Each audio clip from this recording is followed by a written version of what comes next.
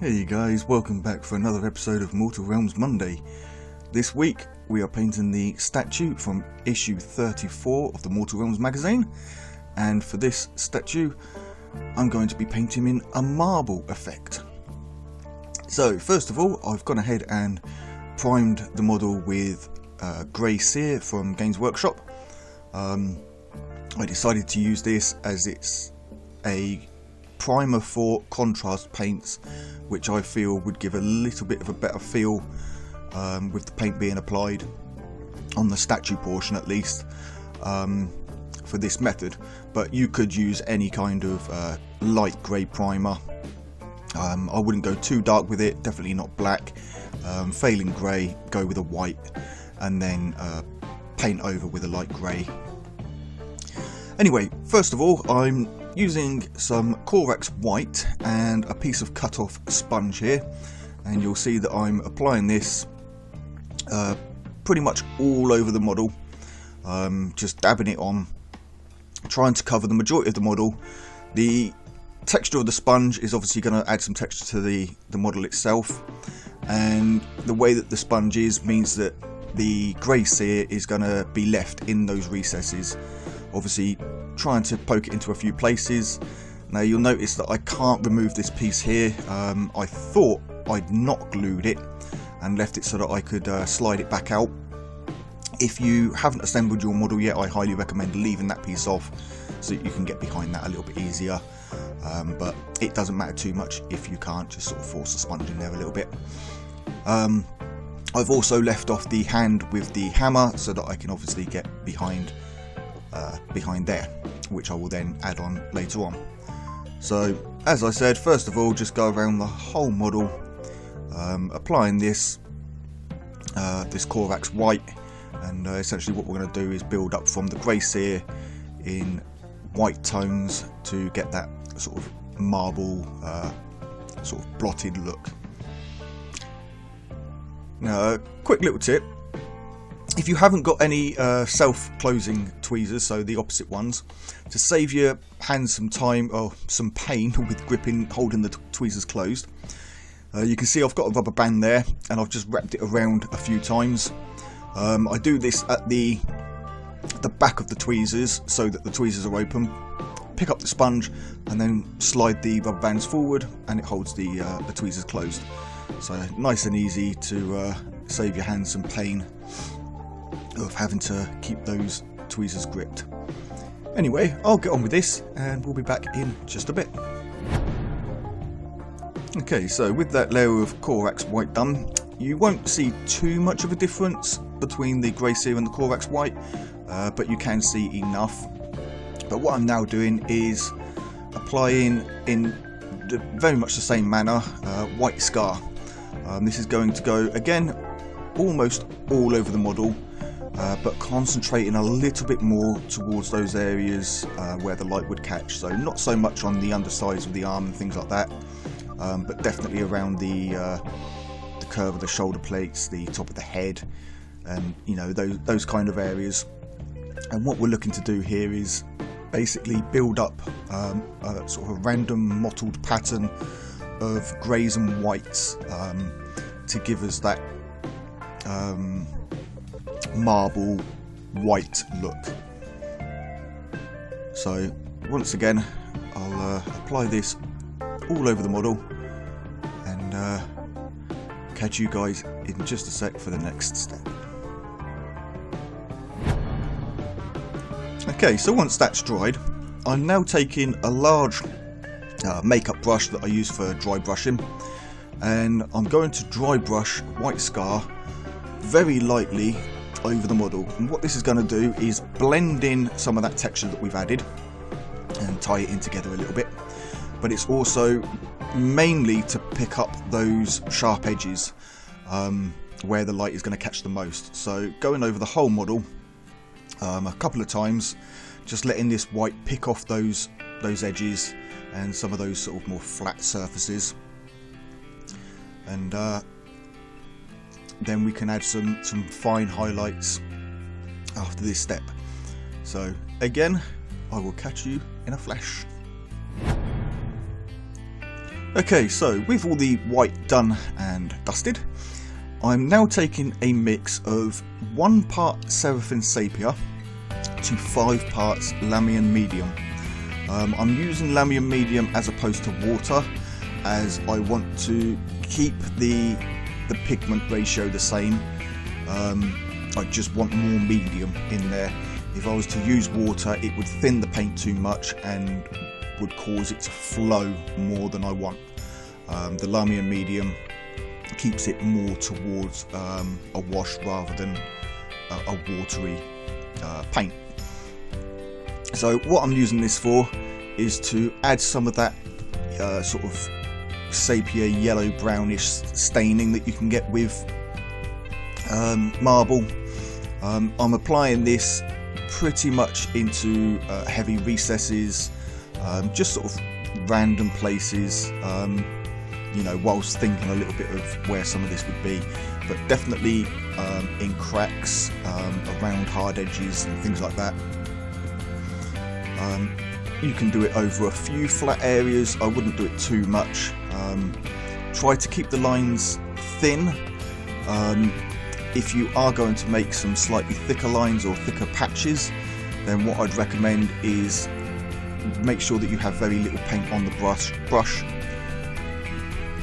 it on, and then just tap it with your finger just to remove some, and it will give it that more faded look. You can sort of see this effect as I've just done there. You don't want a harsh sort of stain on flat areas.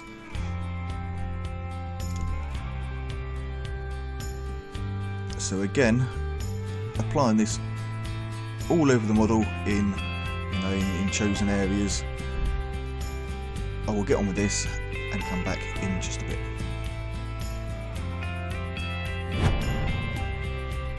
Okay, so now that we have our sort of stained marble, it's time to add those imperfections that give marble its defining look. And by that I mean obviously the grey-blue lines and, you know, things that we see in marble.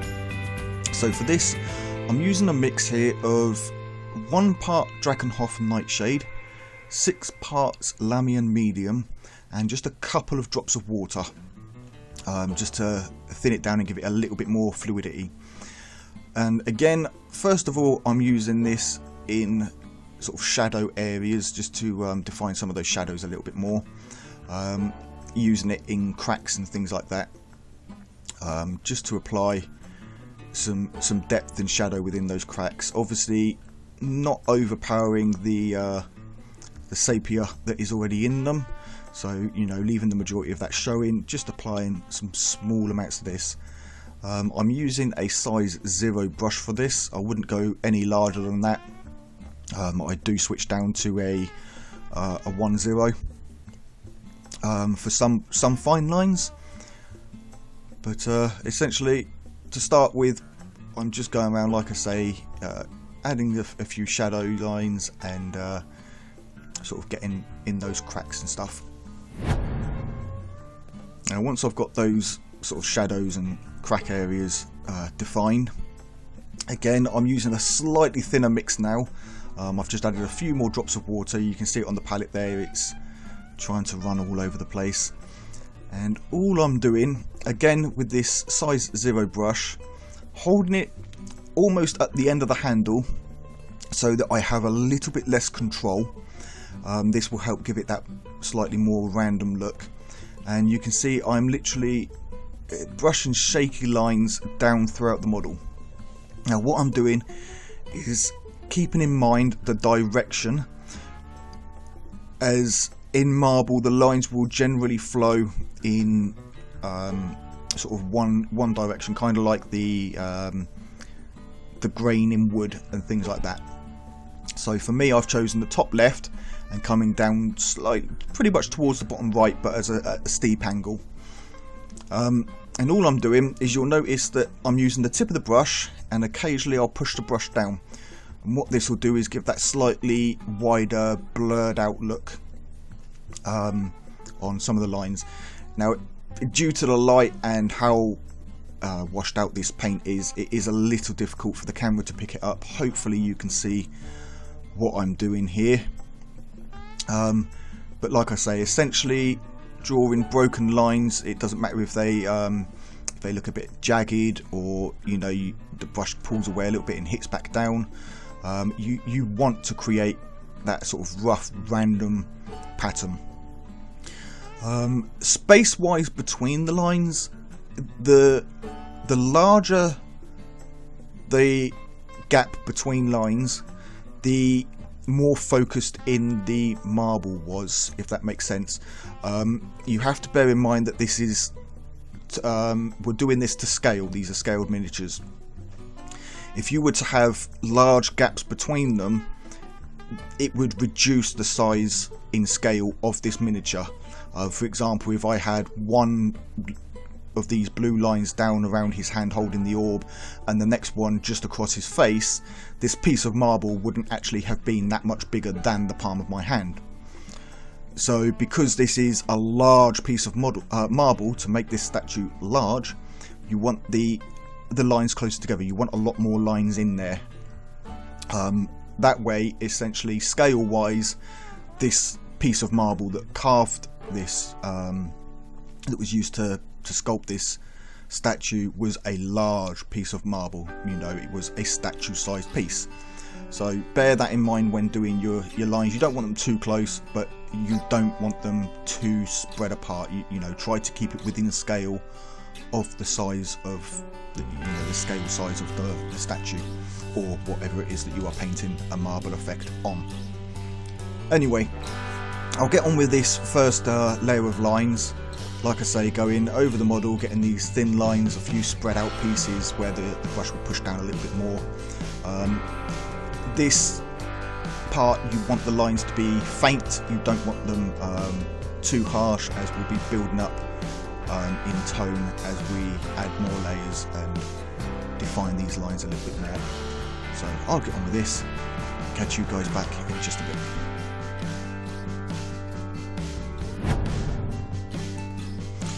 Okay, so now that we've got our defining lines down, or our blurry lines, I'm now taking a mix of 1 part Eshin Grey, 3 parts Drakenhof Nightshade, and 2 parts Lamian Medium.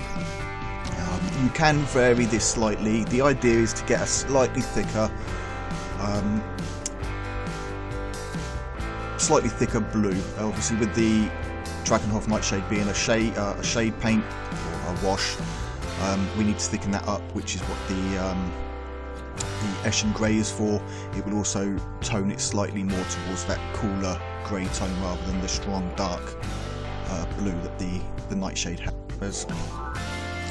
So what I'm now doing is, again with the size 0 brush, and just using the point this time, I'm going back over those lines that I put in with the paler wash, and within them, so keeping not too going outside of them too much, is you want this within those pale lines. I'm drawing very fine lines, sort of essentially what will look like cracks.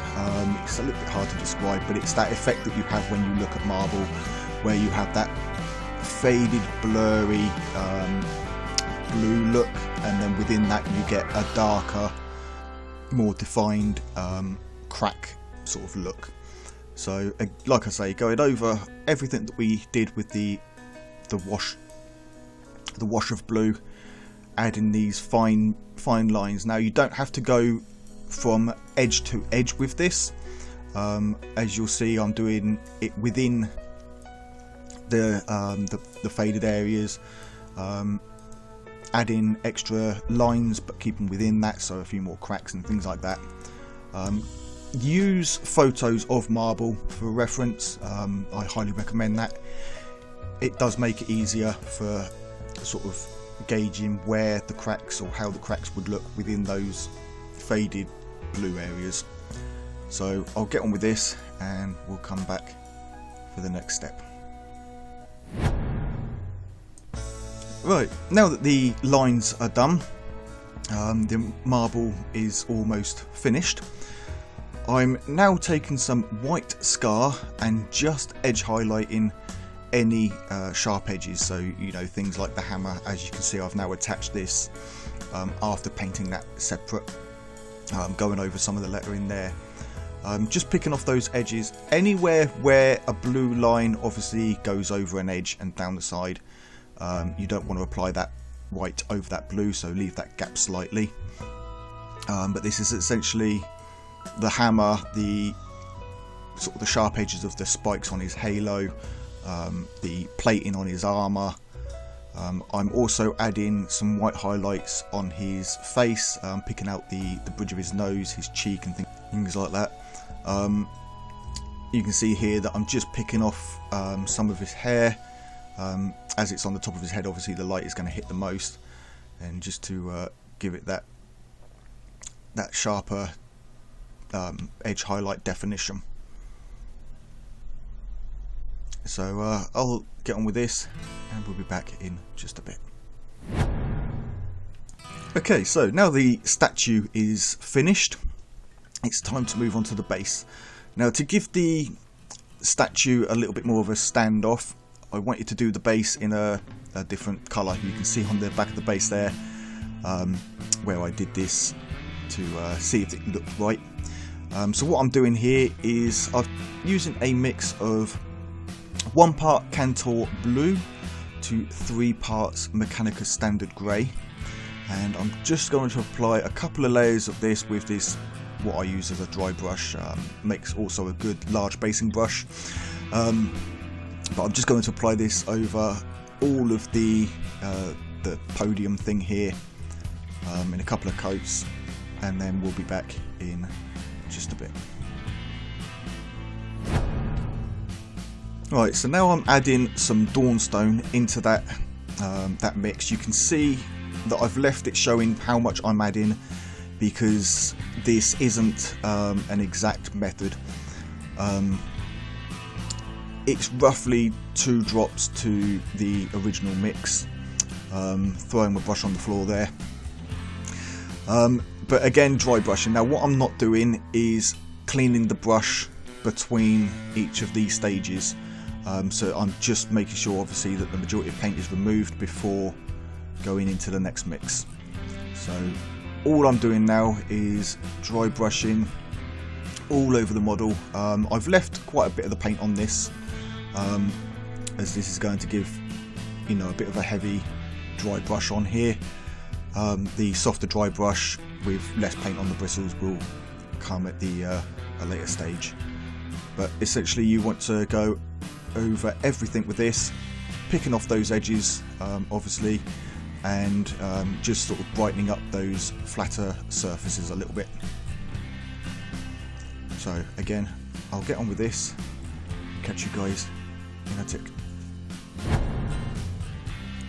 Right, so again, adding a couple more drops of Dawnstone to this mix. Essentially what I'm doing is just sort of brightening this up and bringing it more towards a grey each time, rather than trying to mix up a new batch of the blue-grey and then brighten it up. It's easier to just keep adding that grey to the palette there. So again, dry brushing. I've removed a little bit more of the paint this time, and now I'm coming in an almost downwards motion. I'll go side to side over the small recesses there with the little pillars and stuff, just to, you know, pick out highlight on them, and obviously making sure to catch the bottom there. But essentially I'm just trying to cover those edges and sort of brighter points at this stage. So you can see the colour mix, although I said it's not, you know, an exact, you can see that it is blending in with the test side that I did prior to recording this. Now one thing I will mention is remember to do the little square piece at the top of the plinth here that the statue sits on. I left it out here, and then when I applied the statue I realised that you can actually see some of it, so do make sure that you cover this whole thing, making sure that obviously you know, nothing is shown as the primer. So again, a couple more drops of Dawnstone. This time I'm using it neat. I haven't mixed this into the blue mix, as I'm now going to give the stone a little bit of a weathered look. So again, wiping the excess off, adding a little bit more, just get it worked into those bristles, and then make sure that you're wiping it off. So again, picking off those edges, and all I'm trying to do is get some nice sharp highlights on the edges of this plinth.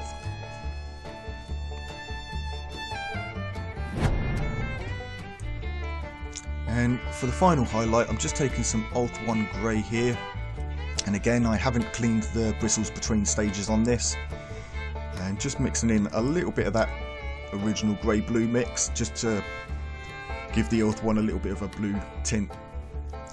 Removing the excess and just picking off some sharper edges, again building up these highlights each time. You'll notice that some of those sort of chipped away edges on the corners and stuff, this grey will pick those out really nice and make them stand out. So I'll get on with this and we'll be back in just a bit.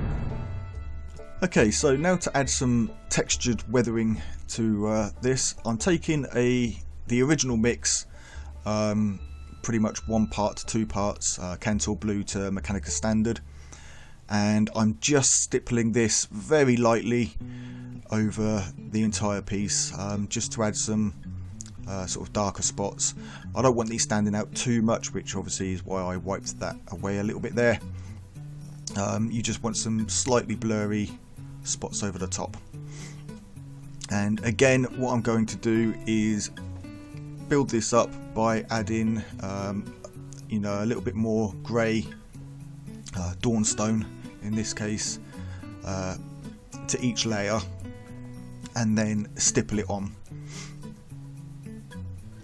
So you can see here, just getting it on there, a little bit too much, so just wipe it off on the tissue there. But what this is going to do is give a very again mottled look. I'm trying to keep this sort of in with the marble, how we did the marble, very similar to the stone, so that the although they are different colours, they do tie in together. And you can see this gives a great textured weathered look to the stone. Now obviously I'm going over the highlights that I put in earlier. The reason I did the highlights first was if I was to do it the other way round, dry brushing over this would flatten the look, and you know, it wouldn't look too great. So yeah, I'll get on with this, and we'll be back in just a bit. Okay, and with that done, I'm now taking some non-oil and a fine brush. Again, this is the size 0 brush, and I'm just going around all the edges of these little alcoves, and sort of, you know, the textured areas, and just sort of dark lining them to make them stand out a little bit. So within the alcove itself, obviously I'll paint this in there very thinly. No, I'm not letting this run or anything. This is just adding some definition to it, but going around picking out all the cracks, recesses, anywhere where you can see this is essentially 2 pieces of stone, one on top of the other. So that join there, obviously darkening that up. Within the corners as it steps around the sides, and within all those little sort of dips and cracks and chips and stuff. So I'll get on with this bit, and we'll be back in just a flash. Okay, and still using that non-oil, what I'm doing here is, as well as filling in obviously the spots that I mentioned earlier, the little cracks and stuff, I take it and very thinly line in my own imperfections into the stone in very much the same way I did with the blue on the marble. Like I say, very thin lines, not too much paint, and you don't want any thick areas with this. But I am working from the top left to the bottom right because I'm right-handed. It's an easier flow for me. You don't want to go overboard with this, but you do want to get some of those cracks and imperfections in there. It just ties in the marble into the base.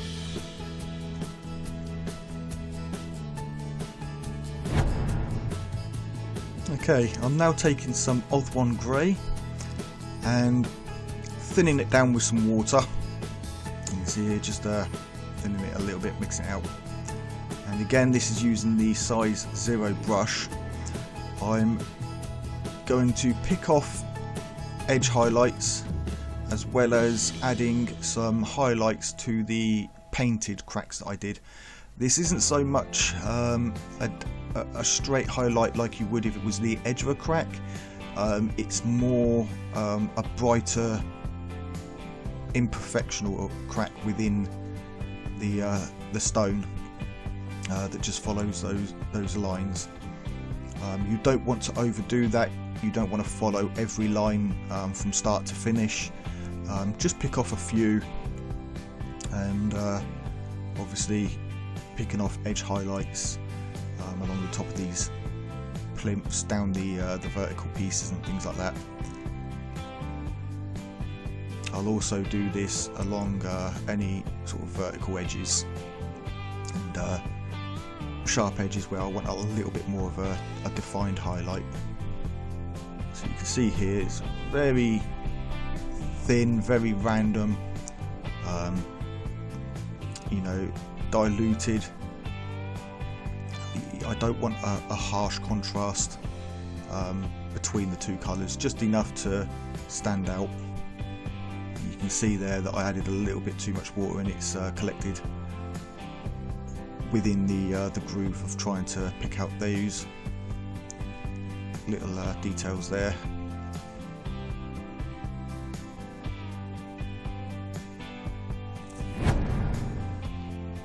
Okay, so the only thing left to do now is to get these skulls painted up. So for this I'm using Ushapti bone, and I'm just going to give a couple of layers over all of the skulls and some of the bones that are down in the alcove pieces there. I will then follow this with a wash of Agrak's Earthshade, although you could use Seraphim Sapia if you wanted to. And then I will follow that up with a highlight of Morghast bone, sorry, to pick off like the brow ridges and just some shine on the skull and things like that. One thing I will mention here, as we are coming towards the end of the video now, is to finish off the statue I gave it an all over coat of gloss varnish. This gives it that nice shiny marble effect. The base part that I'm now finishing up will get a matte coat varnish to make it stand out as more of a stone rather than a marble. I highly recommend the gloss finish for the statue rather than matte, as it does give that real shiny marble stone look to the piece.